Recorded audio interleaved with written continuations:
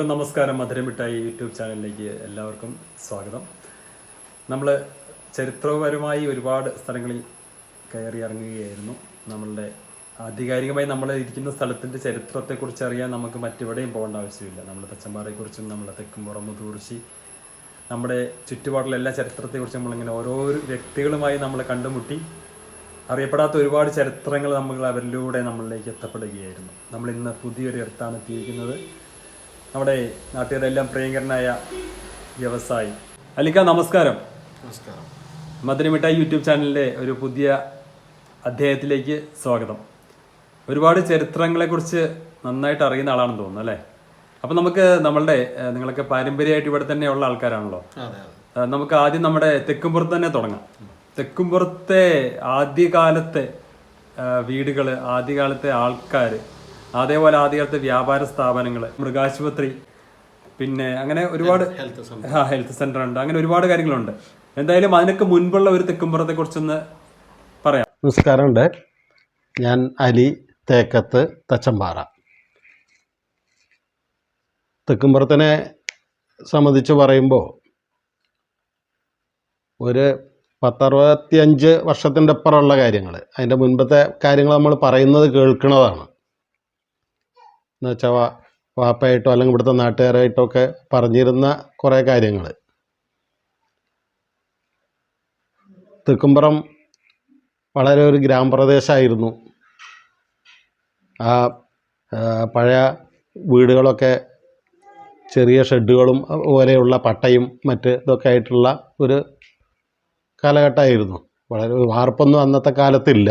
അപ്പം അടുത്ത കാലത്താണ് ഇവിടെയൊക്കെ വാർപ്പും കോൺക്രീറ്റൊക്കെ വന്നത്. അതിൻ്റെ മുൻപേ ഓലമേഞ്ഞ വീടുകളും അതുമാതിരി പട്ട മേഞ്ഞ വീടുകളുമായിരുന്നു. കോളനികളും മറ്റ് സംവിധാനങ്ങളൊക്കെ അങ്ങനെയായിരുന്നു. അതിന്നൊക്കെ ഇപ്പോൾ കാലങ്ങൾ മാറ്റം വന്ന് എല്ലാ വീടുകളൊക്കെ കോൺക്രീറ്റും മറ്റ് കാര്യങ്ങളായി. അതുപോലെ തന്നെ നമ്മുടെ തെക്കുംപുറത്തെ ഈ റോഡ് തച്ചമ്പാറ ടു കാഞ്ഞിരപ്പുഴ പോയിരുന്ന റോഡൊക്കെ പഴയ കാലങ്ങളിൽ പാടങ്ങളായിരുന്നു. അതിൻ്റെ ഇടയിൽ വണ്ടി വഴിയായിരുന്നു. വണ്ടി വഴി എന്ന് പറയുമ്പോൾ കാളവണ്ടി എന്നായിരിക്കും അന്നത്തെ ഉദ്ദേശം. വണ്ടി വഴി എന്നാണ് പറയുക. അന്നത്തെ കുറേ ആൾക്കാർ, ഇപ്പോൾ കുറച്ച് ആൾക്കാരൊക്കെ ജീവിച്ചിരിപ്പുണ്ട്. കൂടുതൽ ആൾക്കാരും മരിച്ചുപോയി. അത് കുറച്ച് ആൾക്കാരൊക്കെ എപ്പോഴും ഈ ഭാഗങ്ങളൊക്കെ ജീവിച്ചിരിക്കണം. വളരെ ചുരുങ്ങിയ ആൾക്കാരുള്ളൂ. എൻ്റെ ഓർമ്മയിൽ ഈ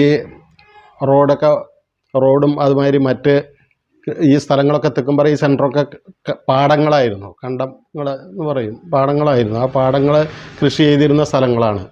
പിന്നെ ഈ കുടിയേറ്റക്കാരും മറ്റവരൊക്കെ വന്നതിന് ശേഷമാണ് ഇവിടെ റബ്ബറും മറ്റു കാര്യങ്ങളൊക്കെ വന്നത്. അതിൻ്റെ മുൻപ് കൃഷി, തെങ്ങ്, അതുപോലെ കമുങ്ങ് കുറച്ചൊക്കെ ഉണ്ടായിരുന്നു. തെങ്ങാണ് കൂടുതലുണ്ടായിരുന്നത്. അതുമാതിരി കൃഷി, നെൽകൃഷികളായിരുന്നു. ഇവിടെയൊക്കെ നെൽകൃഷികളായിരുന്നു. കുറച്ചൊക്കെ പിന്നീട് അതിന് മാറ്റം വന്ന് വാഴയും, ഇപ്പോൾ അടുത്ത് ഇപ്പോൾ റബ്ബറുകളാണ്. കുറച്ച് കാലമായിട്ട് ഇവിടെയൊക്കെ റബ്ബറാണ് കൃഷിയായിട്ട്. വാക്കോടൻ ഭാഗത്തൊക്കെ കുടിയേറ്റം വന്നതിന് ശേഷമാണ്.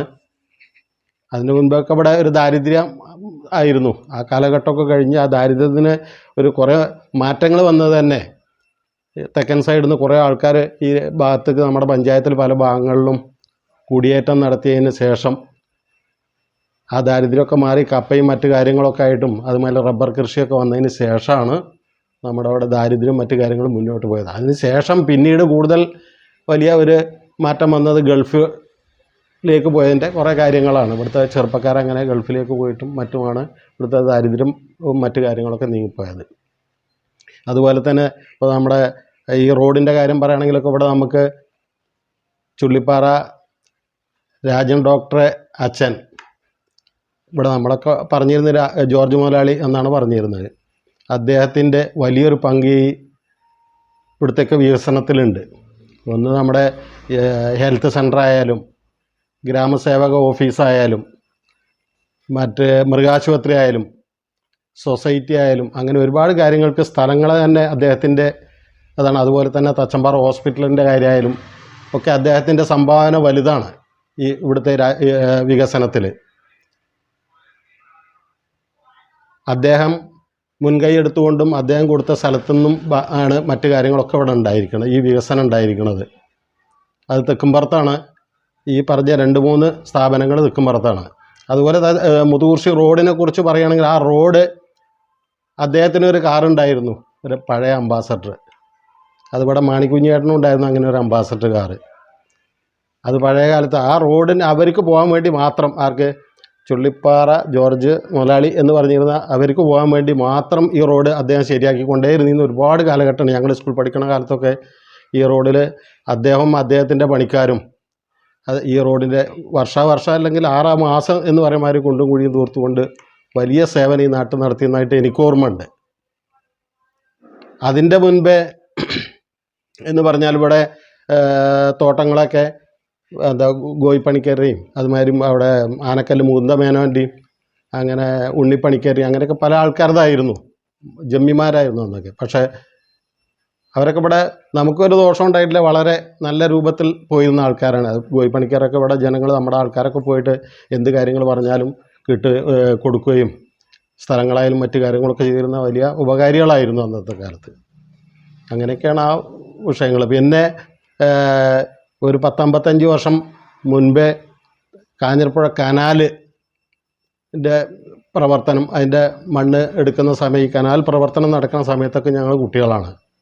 അതൊക്കെ നമുക്ക് കൃത്യമായിട്ട് ഓർമ്മയുണ്ട്. ഇപ്പോൾ തെക്കുംപുറത്ത് തന്നെ ഒരു പാലം പണിയെടുക്കണ വലിയൊരു പാലമാണ് ഉണ്ടായിരുന്നത്. ആ പാലം പണിയെടുത്ത് മദർലാൻഡ് എന്ന് പറഞ്ഞിട്ടൊരു കമ്പനിയായിരുന്നു അന്നത്തെ കാലത്ത്. എനിക്കപ്പോൾ അദ്ദേഹത്തെയൊക്കെ ഓർമ്മയുണ്ട്. ജോർജ് സാറ് അതുമാതിരി എബ്രഹാം സാറെന്ന് പറഞ്ഞിട്ട് അവരൊക്കെയാണ് അതിൻ്റെ കോൺട്രാക്റ്റും ഒക്കെ എടുത്ത് ഇവിടെ ഒരു വലിയ വികസനത്തിൽ എത്തി.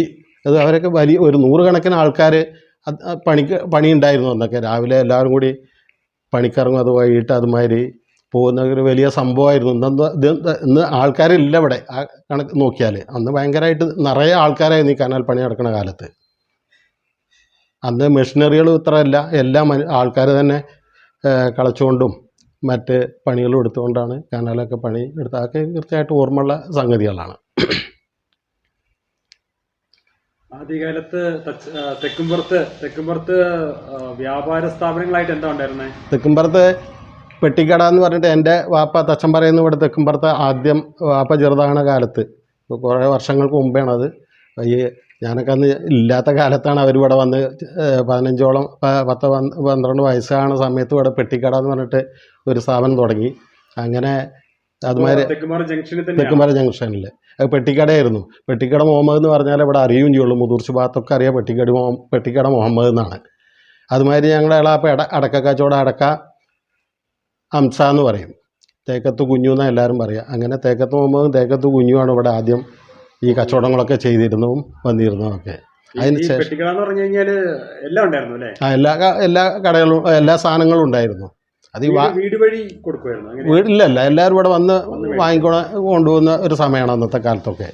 ഇവിടെ വാക്കോടൻ ഭാഗത്തുള്ള മലയിലുള്ള ഒരുപാട് കുടിയേറ്റക്കാരും അതുമാതിരി മുതുകുറിശി ഭാഗങ്ങളിലൊക്കെ ഇവിടുന്ന് കച്ചവടം നടത്തിപ്പോയിരുന്നു അവർ തന്നെ. അതുപോലെ തന്നെ ഇത് കഴിഞ്ഞാൽ പിന്നെ കാഞ്ഞിരപ്പുഴ കുഞ്ഞപ്പണിക്കാരൊരു കടയുണ്ടായിരുന്നത് അന്നത്തെ കാലത്ത്. അതും ഇതുമാതിരി പലചരക്ക് കടയും പഴയ പേര് കേട്ട ഒരു കടയാണ്. തച്ചമ്പാറയാണെങ്കിൽ AP-ക്കാരെ കട ഉണ്ടായിരുന്നു. അങ്ങനെ ഈ പെട്ടിക്കടയിൽ നിന്ന് തുടങ്ങിയിട്ടാണ് എൻ്റെ വാപ്പ ഇവിടെ ഈ പിന്നീട് വലിയ കടയായി മാറി. അത് ചെറിയ കടയായിട്ടാണ് അന്ന് തുടങ്ങിയത്. അന്ന് പെട്ടിക്കട എന്ന് പറഞ്ഞാലേ അറിയുള്ളൂ. അങ്ങനെ 2-3 ഇതായിരുന്നു ആ സമയത്ത്. ഇപ്പോൾ ഇവിടെ നമ്മുടെ പഴയ ചിഹ്നങ്ങൾ വെച്ചുകൊണ്ട് ഈ കന്നുകാലികൾ കുടിക്കണ തൊട്ടി തെക്കുംപുറ ജംഗ്ഷനിലുണ്ടായിരുന്നു. അതുപോലെ തന്നെ ഇറക്കത്താണി എന്ന് പറഞ്ഞിട്ട് കല്ലുകൊണ്ടുണ്ടാക്കിയ അത് തെക്കുംപുറത്തുണ്ടായിരുന്നു. അതൊക്കെ ഈ ചാമായി ചാമായി എന്ന് പറഞ്ഞിട്ട് ഒരു കൃഷിക്കാരനായിരുന്നു. എന്ന് വെച്ചാൽ ഈ മച്ചിങ്ങൽ അതുമാതിരി വലിയാട്ടിൽ അതുമാതിരി അങ്ങനെ കുറച്ച് ആൾക്കാരായിരുന്നു ഇവർ പഴയതായിട്ട് ഇവിടെ ഉണ്ടായിരുന്നത്. പഴയ കൃഷിക്കാരാണ് അവരൊക്കെ.